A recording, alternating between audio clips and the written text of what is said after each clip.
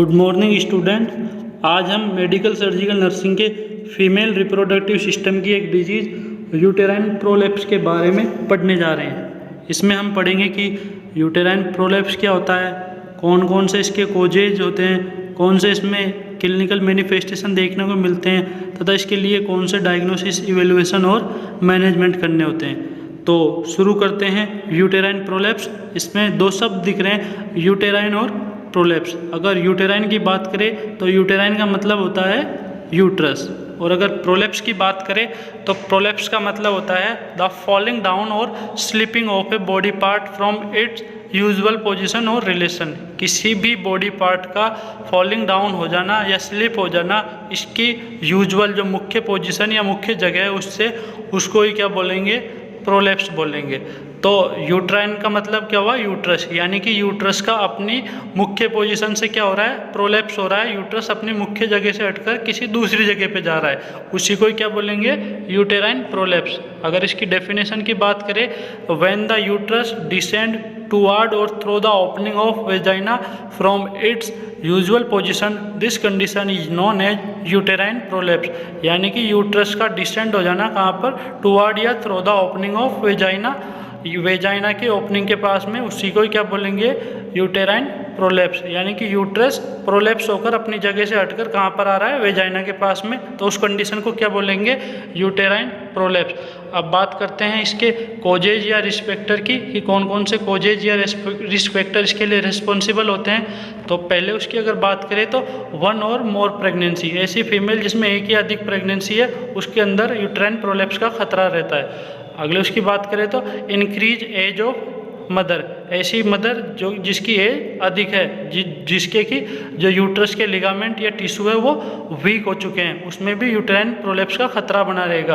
अगले उसकी बात करें giving birth to a large baby, ऐसी महिला जिसने कि एक लार्ज बेबी को जन्म दिया है, उसके अंदर यूटेराइन प्रोलैप्स का खतरा रहेगा। अगले उसकी बात करें अगर trauma occurs during child birth, trauma हो गया है किसी भी फीमेल के अंदर चाइल्ड बर्थ के समय, तो उसके अंदर प्रोलैप्स का खतरा रहेगा।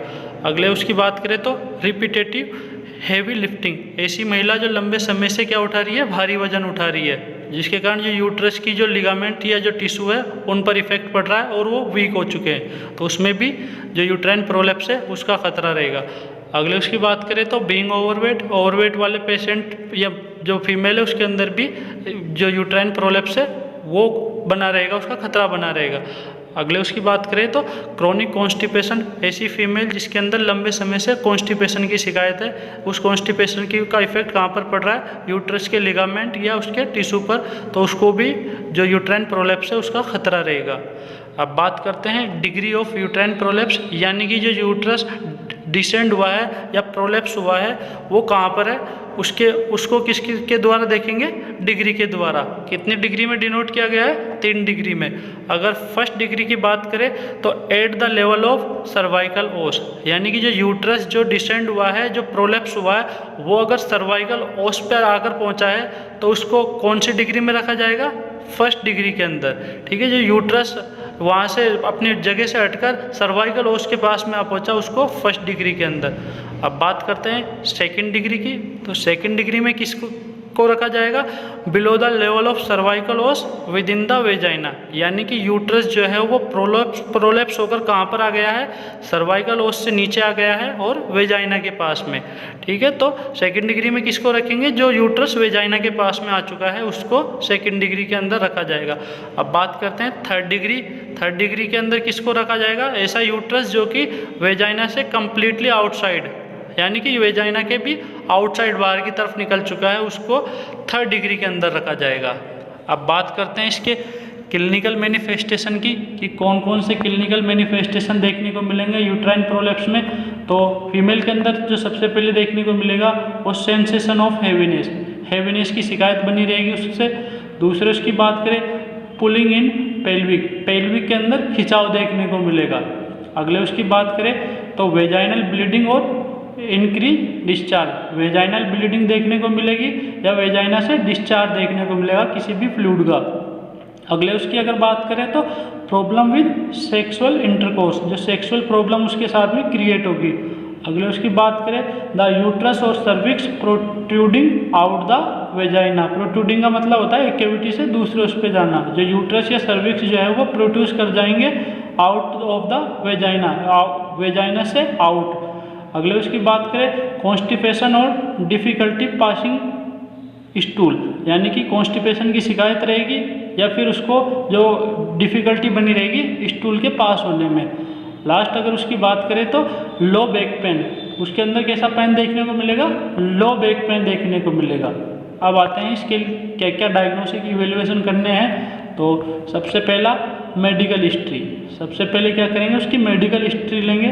दूसरा अगर बात करें तो उसके पेल्विक का एग्जामिनेशन करेंगे। अगर अगले उसकी बात करें तो अल्ट्रासोनोग्राफी करेंगे, सोनोग्राफी के लिए बोलेंगे। अगले उसकी बात करें तो उसको सीटी स्कैन और एमआरआई के लिए बोला जाएगा। अब बात करें इसके मैनेजमेंट की, तो कौन कौन से मैनेजमेंट है। सबसे पहला मेडिकल मैनेजमेंट। मेडिकल मैनेजमेंट में एस्ट्रोजन हार्मोन थेरेपी देंगे, हार्मोन थेरेपी चलाएंगे। और कौन से हार्मोन की, एस्ट्रोजन हार्मोन की थेरेपी चलाएंगे। अगले उसके अगर ड्रग्स की बात करेंगे तो उसको कौन सी ड्रग्स देंगे, मिफेनेमिक एसिड एक ड्रग्स है वो देंगे।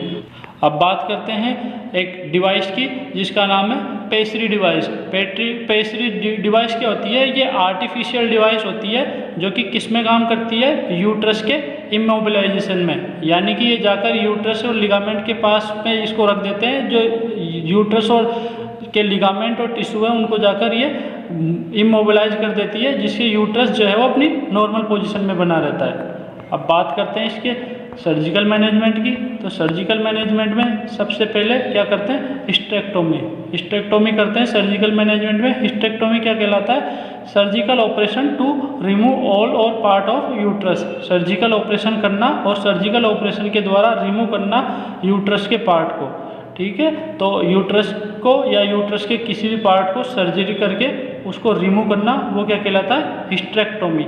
दूसरे अगर उसकी बात करें, repair of weak pelvic floor tissue, यानी कि जो वीक हो चुके हैं टिश्यू किसके, यूट्रस के, उनको रिपेयर किया जाता है। अगले उसकी बात करें, प्रोलैप्स रिपेयर विदाउट हिस्टेक्टोमी। बिना हिस्टेक्टोमी के प्रोलैप्स को, जो यूट्रस बाहर आ चुका है, उसको रिपेयर किस प्रकार से किया जाता है, this procedure involve putting the uterus back into its normal position. यानी कि उसको कट ना करके वापस यूट्रस को उसी पोजीशन में पहुंचा दिया जाता है इसके अंदर। ठीक है, अब बात करते हैं नर्सिंग एडवाइस की, कि जो एक नर्स है वो यूट्राइन प्रोलैप्स वाले पेशेंट है उसको क्या क्या एडवाइस दे सकती है। तो सबसे पहले उसकी अगर बात करें तो उससे बोला जाएगा कि आपको अवॉइड होना है कॉन्स्टिपेशन से। कॉन्स्टिपेशन से बचना है कैसे, by eating high fibre food and drinking plenty of fluid.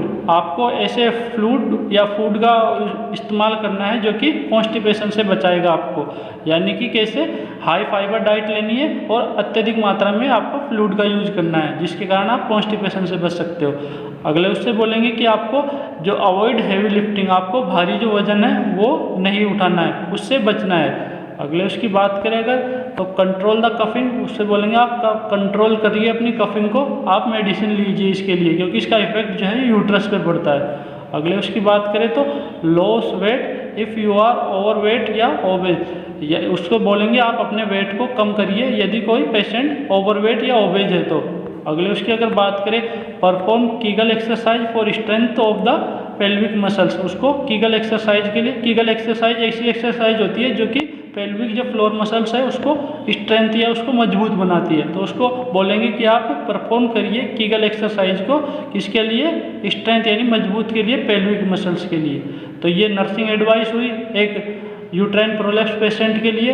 अब बात करते हैं अगर इसका सही से वो नहीं किया गया तो कौन कौन से कॉम्प्लिकेशन ये क्रिएट कर सकता है। तो कॉम्प्लिकेशन की अगर बात करें तो यूट्राइन जो प्रोलैप्स है उसके कारण एक हो सकता है वेजाइनल प्रॉब्लम, वेजाइना के अंदर प्रॉब्लम क्रिएट कर सकता है। अगले उसकी बात करें तो problem of bladder and bowel, bowel और ब्लैडर के अंदर प्रॉब्लम देखने को मिल सकती है। यूटीआई हो सकता है, यूरिनरी ट्रैक्ट इन्फेक्शन हो सकता है। और अगर अगले उसकी बात करें तो किडनी डैमेज हो सकती है, किडनी के ऊपर भी इफेक्ट पड़ सकता है।